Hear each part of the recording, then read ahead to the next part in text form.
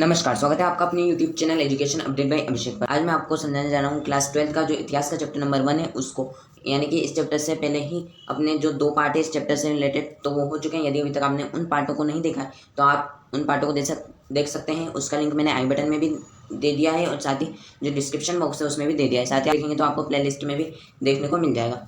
तो उन पार्टों में अपन ने कई सारे जो टॉपिक है वो कवर कर लिए हैं। तो चलते हैं बिना किसी देरी के वीडियो की तरफ। यदि अभी तक आपने चैनल को सब्सक्राइब नहीं किया है तो जल्दी से चैनल को सब्सक्राइब कर दें, साथ ही आप बेल आइकन जरूर दबा दें ताकि आपको इस प्रकार से जो वीडियो की इन्फॉर्मेशन है वो मिलती रहे। साथ ही आप वीडियो को एक लाइक भी कर दें। आज का टॉपिक रहने जा रहा है हमारा शिल्प उत्पादन के विषय में जानकारी, यानी कि शिल्प उत्पादन की जो हड़प्पावासी है वो शिल्प उत्पादन कैसे करते थे, यानी कि वो कैसे कैसे जो सामान है वो बनाते थे। तो उसके बारे में जो है ये टॉपिक लेने जा रहा है।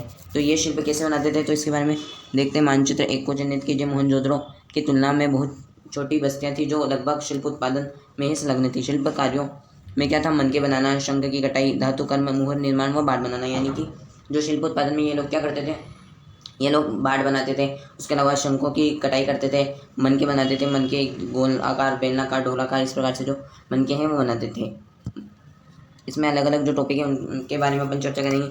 मनकों के निर्माण में सबसे प्रयुक्त पदार्थों की विविधता उल्लेखनीय है। कार्नेलियन सुंदर लाल रंग था और जेस्पर, स्फटिक, क्वार्ट्ज, सेलखड़ी जैसे पत्थर, तांबा, कांसा तथा सोने जैसी धातुएं तथा शंख, फ्योन्स, एक मिट्टी सभी के प्रयोग से मनके बनाने में होता था।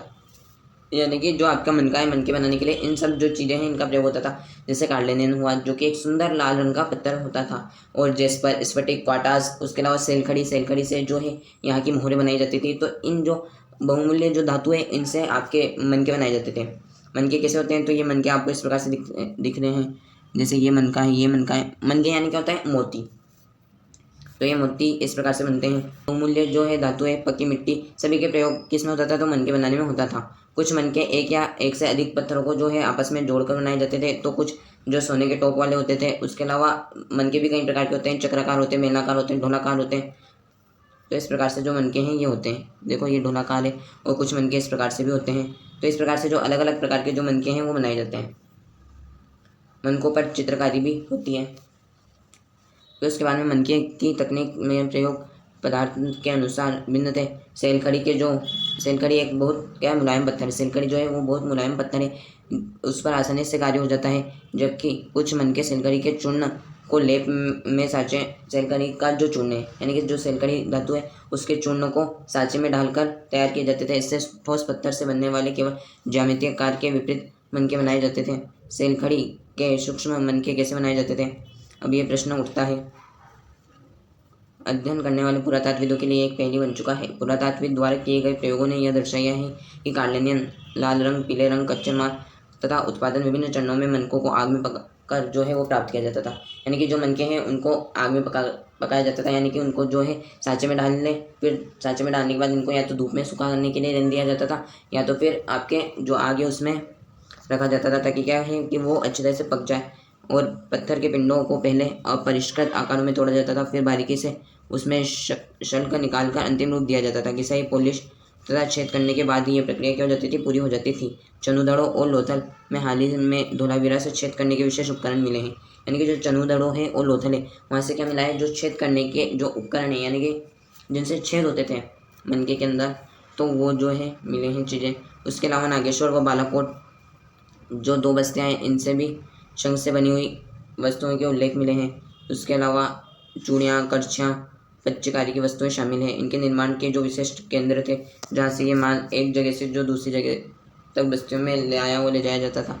इसी प्रकार संभव है कि चनुदड़ों और लोथल से तैयार माल जैसे मनके मोहनजोदड़ो और हड़प्पा जैसे बड़े शहरी केंद्रों में लाया जाता था। यानी कि जो सामान है इधर उधर से सुदूर देशों से जो सामान जो है वो मंगाए जाते थे, तो इनके लिए ये लोग क्या बस्तियाँ स्थापित करते थे जिनसे ये अपना संपर्क बनाते थे। संपर्क बनाने से होगा क्या कि ये मंगवाएंगे तो जो सामान है वो आ जाएगा, और उसके बदले ये वस्तु विनिमय भी करते थे। उसके अलावा कई बार जो है मोहरे भी देते थे। तो इस प्रकार से जो है इन सामानों को लाया हुआ ले जाया जाता था ताकि जो है ये मनके बनाए जाए। उसके अलावा ये बस्तियाँ स्थापित करते थे, मतलब एक छोटा क्षेत्र है उसमें ये अपनी खुद की जो है बस्तियाँ स्थापित कर लेते थे ताकि वहाँ पर कुछ लोगों को उस बस्तियों में रखते थे, और ये जो है ये अपने स्थान पर रहते थे। जब इनके पास जो सामान है वो खत्म हो जाता तो वो उन बस्तियों के साथ संपर्क स्थापित करते और सामान को जो है ये मंगवा लेते थे। तो इस प्रकार से जो है ये कार्य चलता था बड़े पैमाने पर। और उत्पादन केंद्रों की पहचान। अब ये नेक्स्ट टॉपिक आ जाता है आपके उत्पादन केंद्रों की पहचान। शिल्प उत्पादन के केंद्रों की पहचान के लिए पुरातात्विक सामान्यतः निम्नलिखित चीज़ों को ढूंढते हैं। क्या क्या चीज़ें ढूंढते हैं? तो एक तो प्रस्तर पिंड ढूंढते हैं, उसके अलावा शंख, तांबा, लोहा, अयस्क जैसे जो कच्चा माल है उनको ढूंढते हैं। यानी कि जिस जगह पर भी कच्चा माल मिल गया तो ऐसा प्रतीत होता है कि वहाँ पर जो है मनके बनाते थे, आभूषण बनाते थे, उसके अलावा जो मृतभांड है ये चीज़ें बनाते थे। ऐसा कैसे संभव है? तो जैसे आपने देखा हो तो कोई भी शिल्पकार है तो शिल्पकार की दुकान पर ये चीज़ें सामान्यतः मिल जाती है। तो इस प्रकार से, और उसके अलावा कूड़ा करकट भी ढूंढते थे इनसे संबंधित, ताकि क्या है वो जो चीज़ है वो मिल जाए।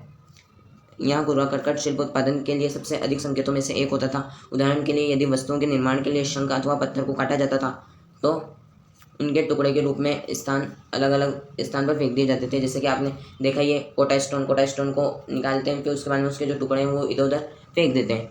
तो इससे क्या है कि यहाँ पे जो है कोटा स्टोन निकलती है। तो इस प्रकार से जो है जो पुरातात्विक थे वो खोज करते थे। कभी कभी बड़े बड़े टुकड़ों को आकार में वस्तुओं को बनाने में प्रयोग किया जाता था, परंतु बहुत छोटे टुकड़ों को कार्यस्थल पर ही छोड़ दिया जाता था। यानी कि जो काम है वो बड़े बड़े पत्थरों से किया जाता है, लेकिन जो छोटे टुकड़े हैं उनका काम ही नहीं आता। इन्हें सोचा कि ये तो काम ही नहीं आ रहे, तो वो वहीं छोड़ के चल जाते थे। उसके अलावा इनसे संकेत मिलता है कि छोटे छोटे विशिष्ट केंद्रों के अतिरिक्त मोहनजोदड़ो तथा हड़प्पा जैसे बड़े क्षेत्रों में भी शिल्प उत्पादन का कार्य किया जाता था। यानी कि उस समय में भी जो है शिल्प उत्पादन का कार्य किया जाता था। नेक्स्ट टॉपिक की तरफ, माल प्राप्त करने से संबंधित नीतियाँ। यानी कि ये लोग जो है ये माल कैसे प्राप्त करते थे, तो इसके बारे में अपन चर्चा करेंगे। तो ये जो माल है ये अलग अलग क्षेत्रों से प्राप्त करते थे। जैसे खेतरी अचल जो कि राजस्थान में है, यहाँ से ये लोग तांबा मंगाते थे। उसके अलावा भी कई अलग अलग जगह से ये अलग अलग जो पदार्थ है वो मंगाते हैं। जैसे कार्लेनियन हुआ, तो ये जो पदार्थ है ये इधर उधर अलग अलग जगह से मंगवाते थे। तो इन सब चीज़ों के बारे में अपन चर्चा करेंगे इस टॉपिक के अंदर। माल प्राप्त करने के संबंधित नीतियाँ।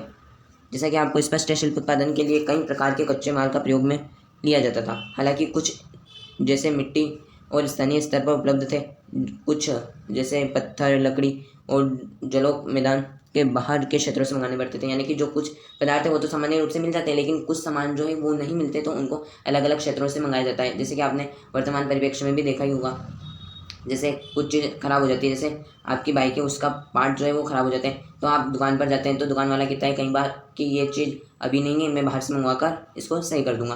तो इस प्रकार से जो है जैसे बड़ी बड़ी बैटरियाँ हैं गाड़ियों में, तो वो बैटरियाँ सामान्यतः उपलब्ध नहीं होती है, लेकिन फिर वो फैक्ट्री से मंगवाते हैं। तो इसी प्रकार से जो ये लोग हैं ये भी इधर उधर से सामान मंगवाते थे। जैसे मिट्टी हुई, कुछ सामान तो वहीं मिल जाते थे स्थानीय स्तर पर, लेकिन कुछ जो सामान नहीं मिलते थे जैसे पत्थर, लकड़ी, धातु, तो ये चीज़ वो अलग अलग स्थानों से मंगाते थे। जलोग मैदान से और बाहर के क्षेत्रों से मंगाने पड़ते थे। बैलगाड़ियों के मिट्टी से बने खिलौने के प्रतिरूप में ये संकेत करते हैं कि उस जमाने में जो है वो बैलगाड़ी परिवहन का मुख्य साधन थी। यानी कि जो बैलगाड़ी है उनके प्रतिरूप मिले हैं। संभवतः सिंधु घाटी सभ्यता के लोग सिंधु तथा इस की जो उपनदियाँ बगल में रहने वाले नदी मार्गों के साथ साथ तटीय मार्गों का भी प्रयोग किया करते थे। यानी कि ये जल मार्ग से भी जो है व्यापार करते थे। उपमहाद्वीप तथा उसके आगे से आने वाला माल, यानी कि ये लोग उपमहाद्वीप से भी माल मंगाते थे।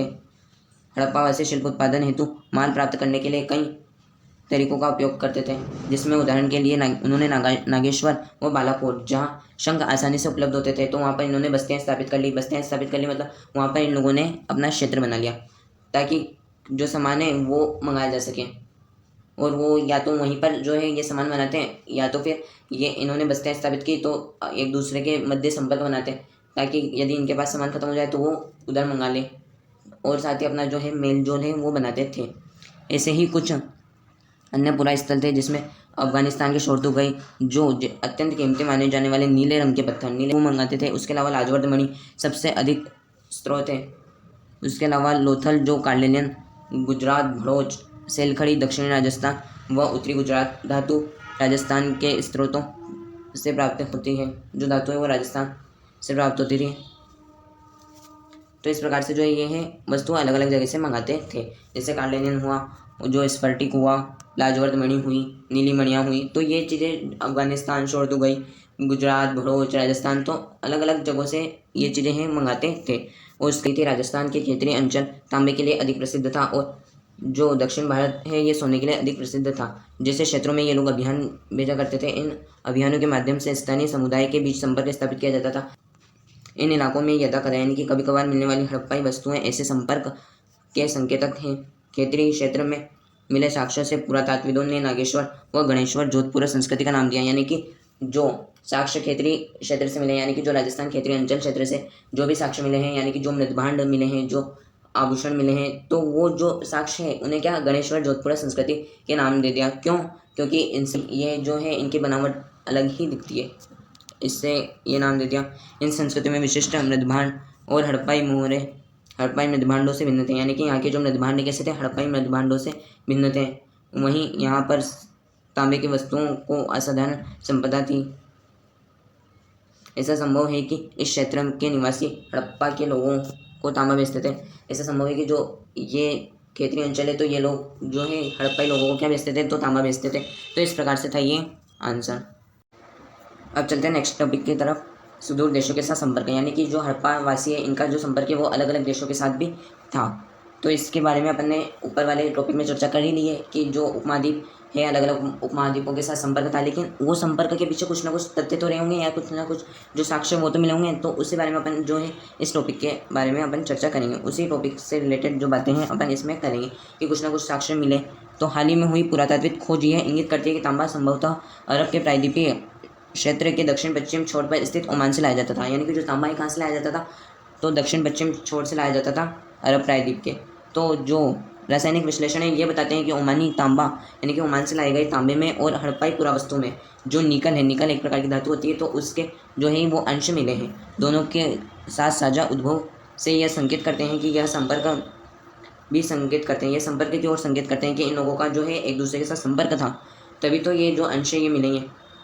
इसके अलावा एक विशिष्ट प्रकार का पात्र अर्थात हड़प्पाई मृदबान, ये रहा आपके सामने हड़प्पाई मृदबान, ये ओमान के क्षेत्र में मिला हुआ है हड़प्पाई मृदबान। ये भी किसकी तरफ इशारा करता है कि ये लोग जो है इनका संपर्क था। हड़प्पाई मृदबान जो कि काली मिट्टी की परत चढ़ाई गई है, काली मिट्टी की मोटी जो है वो परत चढ़ाई गई है, ओमानी स्तरों से मिला है। ऐसी ही मोटी परत तरल पदार्थों के रिसाव को रोकती है। हमें यह नहीं पता कि इन पात्रों में क्या रखा जाता था, पर यह संभव है कि हड़प्पा सभ्यता के लोग इनमें रखे सामानों का ओमानी तांबे से विनिमय करते थे। तो आगे चलते हैं। 3वीं शताब्दी पूर्व मेसोपोटामिया के लेख ओमान के लिए प्रयुक्त नाम था नामक क्षेत्र से तांबे के आगमन के संदर्भ मिलते हैं। यहाँ रोचक बात यह है कि मेसोपोटामिया के स्थलों से मिलने वाले तांबे के अंश भी मिले हैं। यानी कि जो ओमान है वहाँ पर मेसोपोटामिया से मिलने वाले तांबे के अंश भी मिले हैं। लंबी दूरी के संपर्क की ओर संकेत करने वाले यह अन्य पुरातात्विक खोजों में हड़प्पाई मोहर, बाट, पासे और मनके शामिल हैं। इन संदर्भ में यह देखना महत्वपूर्ण हुआ कि मेसोपोटामिया के लेक दिलमून जो कि एक बहरीन द्वीप और मगान तथा मेलुहा, जो मगान तथा मेलुहा संभवतः हड़प्पाई क्षेत्र के लिए प्रयुक्त शब्द होते थे। यानी कि जो मेलुहा है वो किसके लिए प्रयोग होता था, तो यह हड़प्पाई क्षेत्र के लिए प्रयोग होता था। यह आपके इंपॉर्टेंट प्रश्न बन सकता है, जो MCQ टाइप क्वेश्चन है उसके अंदर। और जो दिलमून है यह बहरीन द्वीप से संबंधित था। नामक क्षेत्रों से जो है इसके संपर्क की जानकारी मिलती है। यह लेख मेलुहा से प्राप्त निम्नलिखित उत्पादों की ओर संकेत करता है। यानी कि जो लेख है मगान नामक जो लेख है यह इसकी ओर संपर्क कर रहा है, तो ये कर रहा है मेलुहा की ओर, जो कि संभवतः हड़प्पाई क्षेत्र के लिए प्रयोग हुआ है। तो ये उल्लेख करते हैं कि कार्डेलियन, लाजवर्द मणि, तांबा, सोना तथा विविध प्रकार की जो लकड़ियाँ हैं वो मेलुहा के विषय में मेसोपोटामिया मिथक यह बताता है कि तुम्हारा पंछी हाजा पंछी हो, उसकी आवाज़ राजा प्रसाद में सुनाई दे रही है। कई पुरातात्विदों का मानना है कि हाजा पक्षी मोर था। क्या यह नाम उसकी आवाज़ से मिला है? ऐसा संभव है कि ओमान, बहरीन या मेसोपोटामिया से संपर्क समुद्रिक मार्ग से था। लेकिन इनका जो संपर्क किससे था, तो समुद्रिक मार्ग से था। मेसोपोटामिया के लेख मेलुहा को नाविक का देश कहते हैं। जो मेसोपोटामिया के लेख इसके अतिरिक्त मुहरों पर जहाज़ों तथा नावों के चित्रांकन भी मिलते हैं। जैसे इस प्रकार से जो ये नावों का चित्रांकन है वह जहाज़ों का चित्रांकन है। इससे क्या स्पष्ट होता है कि इसका जो व्यापार है वो नावों से भी होता था। यानी कि ये लोग अलग अलग दूसरी जगह पे जाकर भी क्या करते थे, अपना व्यापार करते थे। तो ये था, इस प्रकार से टॉपिक हो चुका है अपना कंप्लीट, सुदूर देशों के साथ संपर्क। यदि आपको वीडियो पसंद आए तो वीडियो को करें लाइक, और चैनल पर नए तो चैनल को आज ही करें सब्सक्राइब, ताकि आपको इसी प्रकार से जो इन्फॉर्मेटिव वीडियो है वो मिलती रहे। मिलते हैं नेक्स्ट वीडियो में नए टॉपिक के साथ, तब तक के लिए धन्यवाद।